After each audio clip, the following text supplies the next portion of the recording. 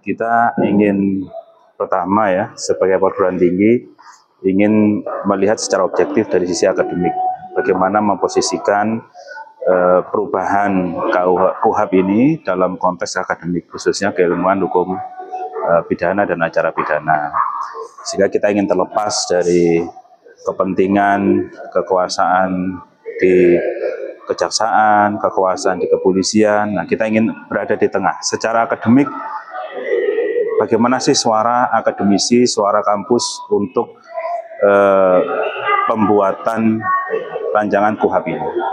Intinya, kami ingin posisi dalam pembahasan pidana, acara pidana ini adalah judicial scrutiny. Judicial scrutiny berarti pengawasan pengadilan. Apapun nanti wewenang polisi, apapun wewenang jaksa, itu harus bisa dikontrol oleh pengadilan. Kenapa? Karena ini menyangkut hak-hak dasar dari masyarakat. Hak untuk bebas, karena di sana ada penahanan.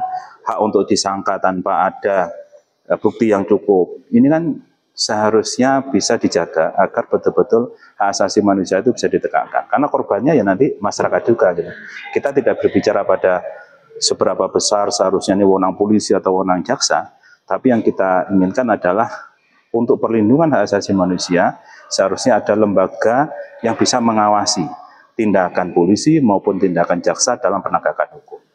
Itu inti dari pesan yang ingin kami sampaikan dalam rancangan KUHP ini.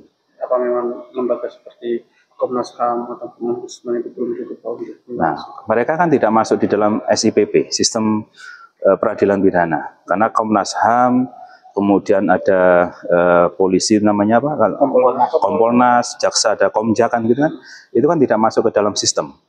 Ya, mereka di luar. Kalau ada dampak baru bisa masuk. Yang kita masukkan adalah dalam sistem ini kan mulai dari penyelidikan, penyidikan, kemudian penuntutan sampai pemeriksaan persidangan. Ini sah semua enggak ini kegiatannya? Misalnya menangkap orang.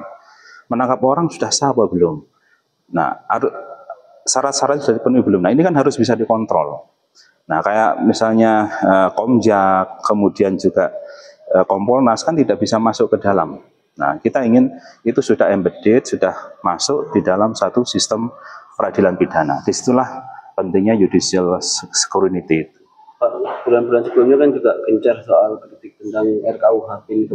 Dan beberapa pengamat mengaku DPR sudah cukup mendengar juga. Akhirnya banyak revisi-revisi yang semula ini yang masih belum dikritik apa Pak? Ya, ini kan proses semua ya. Ini sebenarnya bagus, ada aspirasi banyak.